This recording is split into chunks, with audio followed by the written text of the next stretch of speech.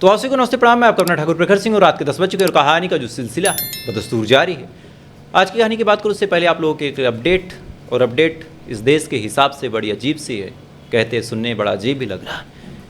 भारत ने एक देश के साथ यानी ईरान के साथ मिलकर एक पोर्ट बनाने का काम किया था ईरान के साथ, जिस पोर्ट का नाम था चाबहार पोर्ट। इस चाबहार पोर्ट में भारत ने बहुत सारे पैसे इन्वेस्ट किए थे, बहुत सारी योजनाएं थी, बहुत सारे प्लान भी थे कि अगर ये ऐसा हो गया तो फिर हम इसमें ऐसा कर देंगे और फिर इससे हमारा रास्ता भी बड़ा नज़दीक हो जाता है, कॉरिडोर बन जाता, तो भारत को दोनों तरफ से फ़ायदा होता।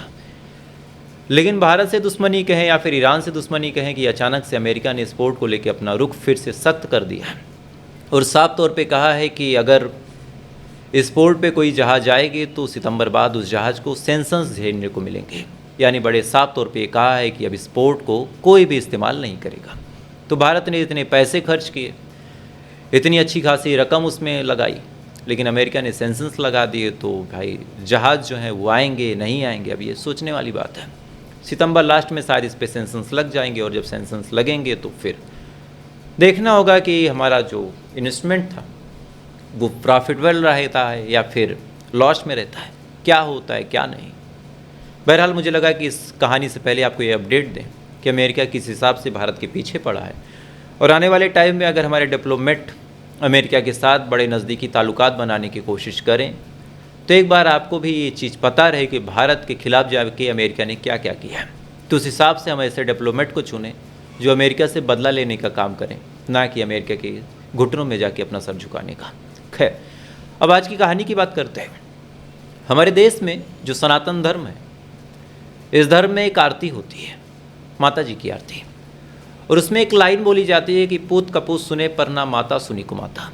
और ये बात आज तक सही भी थी कि बच्चे चाहे जितने बिगड़ जाएं, बच्चे चाहे जितने गलत तरीके से व्यवहार कर लें, माँ का जो दिल होता है वो माँ का ही दिल होता है।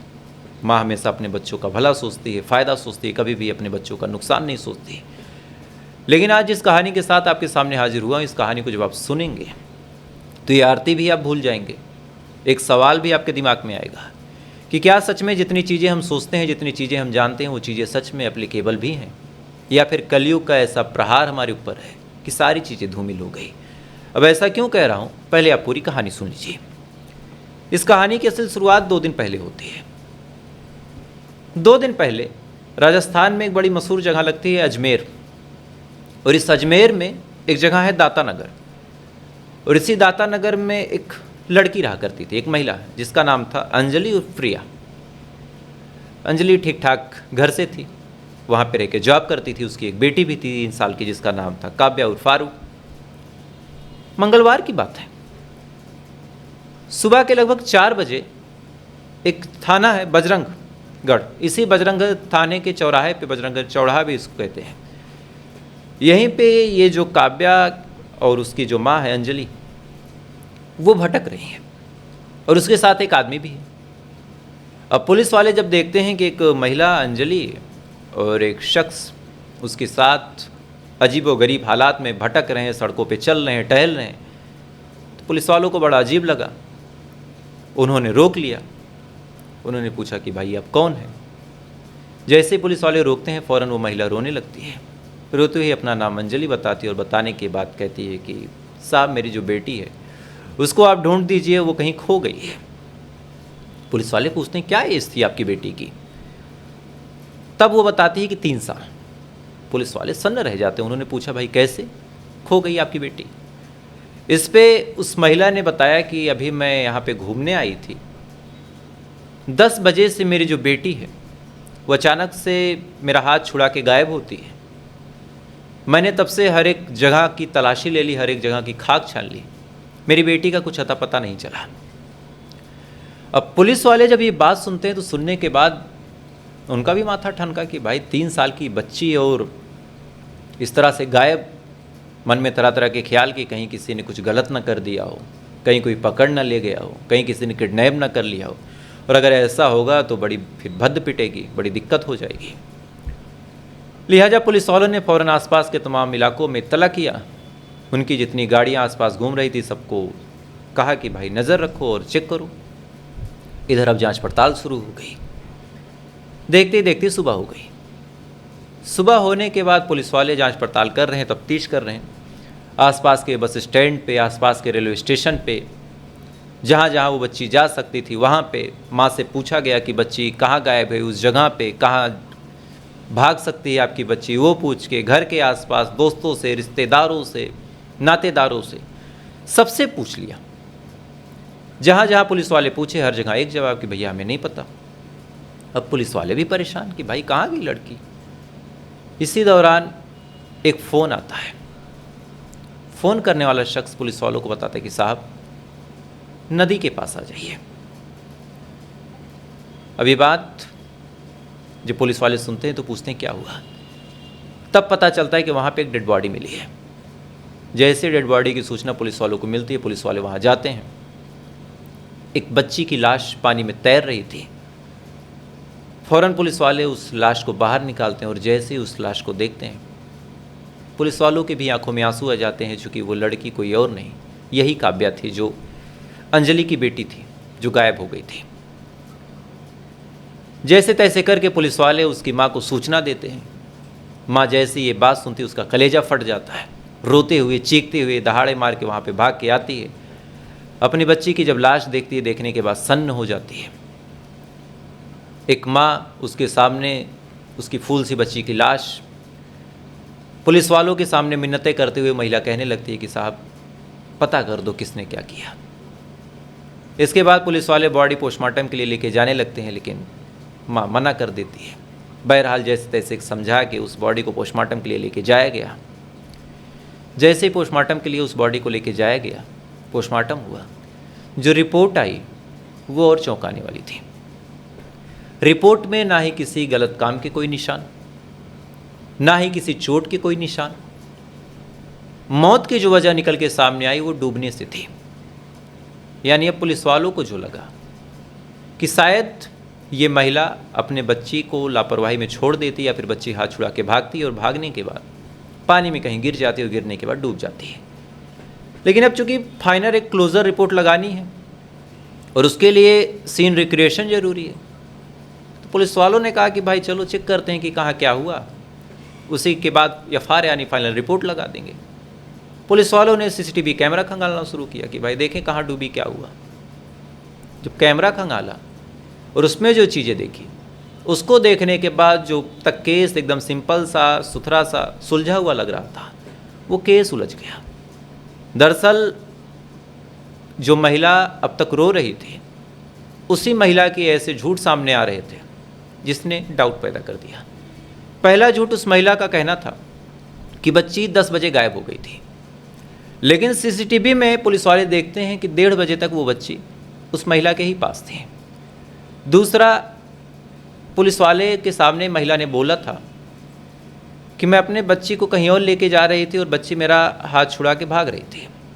इस वीडियो में जो सीसीटीवी कैमरे में रिकॉर्ड हुआ था उसमें लोगों ने देखा और पुलिस वालों ने देखा कि बच्ची तो कहीं भाग ही नहीं रही थी, महिला प्यार से उसको अपने साथ लेके जा रही थी। तो दो झूठ, पुलिस वालों का माथा ठनक गया। उन्होंने पूछना शुरू किया। जब पुलिस वालों ने पूछना शुरू किया तब जो कहानी पता चली, उस कहानी ने सबको हैरान कर दिया। दरअसल इस कहानी की असल शुरुआत 1 साल पहले हो जाती है। 1 साल पहले उत्तर प्रदेश के बनारस में एक जगह लगती है सकुलपुरा, और इसी सकुलपुरा में एक शख्स रहा करता था जिसका नाम था राजू। और इसी राजू के साथ अंजलि और प्रिया की शादी होती है। शादीशुदा ज़िंदगी बिल्कुल ठीक ठाक चलती है। वक्त पानी की तरह धीरे धीरे आगे बढ़ता है। रिश्ता जब मुकम्मल होता है तो एक बिटिया भी पैदा होती है। लेकिन जब बेटी पैदा हो गई, उसी के बाद अंजलि और प्रिया एक आज़ाद ख्याल की महिला बन गई, और जिस हिसाब से वो पैम्पर करना चाहती थी उस हिसाब से उसको राजू सहूलियत दे नहीं पा रहा था बेचारा। इसके बाद वहाँ पे लड़ाई झगड़ा करके अपने पति के साथ डाइवोर्स लेके आ जाती है राजस्थान, और राजस्थान के अजमेर में ही एक कंपनी में रिसेप्शनिस्ट के तौर पे जॉब करने लगती है। धीरे धीरे ज़िंदगी इसकी ठीक ठाक चलने लगी। 10-12-15 हज़ार जो मिलते उससे अपना और अपनी बेटी का घर खर्च चलाती। किराए का इसने कमरा ले लिया। लेकिन इसी दौरान इसकी मुलाकात एक शख्स से हो जाती है जिसका नाम था अंकलेश गुप्ता। अंकलेश गुप्ता से इसकी मुलाकात हुई, वो भी एक होटल में रिसेप्शनिस्ट था। मुलाकात होने के बाद दोनों एक दूसरे के क्लोज आ गए। क्लोज आने के बाद दोनों एक दूसरे को पसंद करने लगे, फिर प्यार हो गया। प्यार होने के बाद दोनों ने फिर सोचा कि यार अलग अलग रहते हैं, इससे अच्छा एक दूसरे के साथ रहें। इसके बाद दोनों ने लिव इन में रहने का फैसला कर दिया।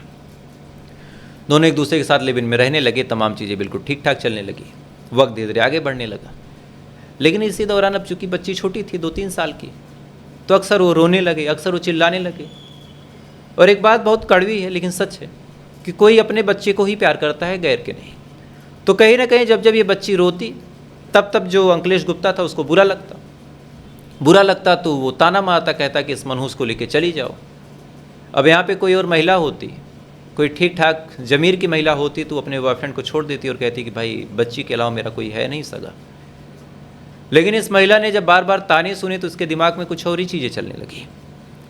इस महिला ने दिमाग में फैसला कर लिया कि अपनी बच्ची को ही अब निपटा देना है, क्योंकि ये मेरे और अंकलेश के रिश्ते में अब दरार बन रही। अब सोचिए, एक 3 साल की बच्ची जिसको पाला पोसा, अपनी छाती का दूध पिला के बड़ा किया, उसी बच्ची को मारने का प्लान बनाया। और प्लान भी ऐसा कि कभी पकड़े ना जाए। इसके लिए सबसे पहले इन्होंने घूमने का फैसला किया।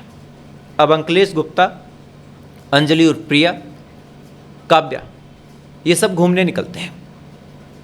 निकलने के बाद इधर उधर घूमते हैं। बच्ची छोटी थी, आमतौर पे बच्चे वैसे 10-11 बजे सो जाते हैं।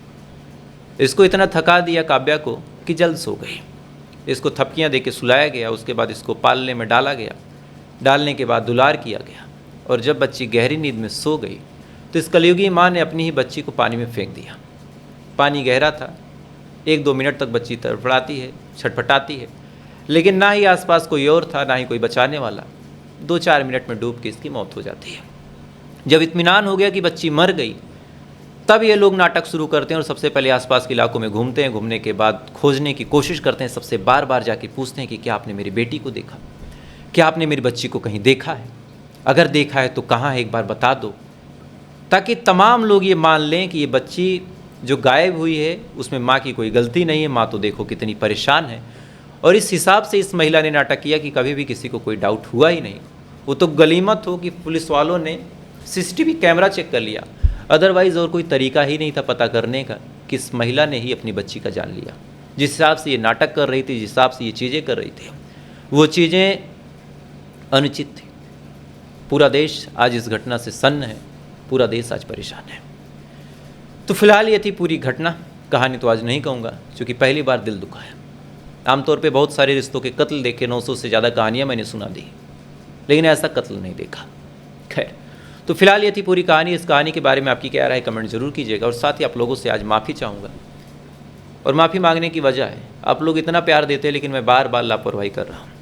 और वजह क्या है, मैंने जब स्टूडियो सेटअप किया तो मुझे लगा कि सारी चीज़ें ठीक है, लेकिन फिर घर वालों ने कहा कि इसको बढ़िया वेल मेंटेन करवाओ। वेल मेंटेन करवाने के बाद यहाँ एक गृह प्रवेश की पूजा करवाओ, जो कि बिना भगवान का नाम लिए कोई काम करना नहीं चाहिए। तो अभी तो ये पितृपक्ष चल रहा है, तो इसमें कारपेंट्री का काम चल रहा, लकड़ी वकड़ी लग गई। नवरात्र के दूसरे या तीसरे दिन गृह प्रवेश होना है, 24 तारीख को ही। तो ऐसे हाल में जब कारपेंट्री का काम होगा, लकड़ियाँ काटी जाएंगी, तो क्राइम की कहानियाँ सुनाना बड़ा मुश्किल है। तो इस वजह से फिर मजबूरी में मैं कहानियाँ नहीं सुना पा रहा हूँ। आज जैसे छुट्टी इन लोगों ने ली तो मैं कहानी लेके आ रहा। लेकिन यकीन मानिए, आज 19 तारीख है, 5 दिन की टोटल कहानी बची है। 25 तारीख से सारी चीज़ें रिदम पे आ जाएंगी। बस जितना आप लोगों ने सब्र किया, बस थोड़ा सा और कर लीजिए। बाकी तो मेरी गलती है, तो मुझे माफ़ी मिलनी भी नहीं चाहिए। लेकिन हाँ, आपका अपना भाई हूँ, छोटा भाई। बहुत सारे लोग बेटा बोलते हैं तो उनका बेटा हूँ, कई सारे लोग बड़े भाई बोलते हैं तो बड़े भाई। बस 5 दिन की और बात है। उसके बाद इस चैनल को हम उस तरीके से काम पे लेके जाएंगे जिस हिसाब से लोगों ने सोचा नहीं होगा। प्रोफेशनली काम होगा, चूँकि यहाँ पे घर परिवार आसपास के तमाम लोग, ऐसा कोई नहीं है जहाँ पे मैं फंस सकूँ। डे टू नाइट काम ही करना है मुझे।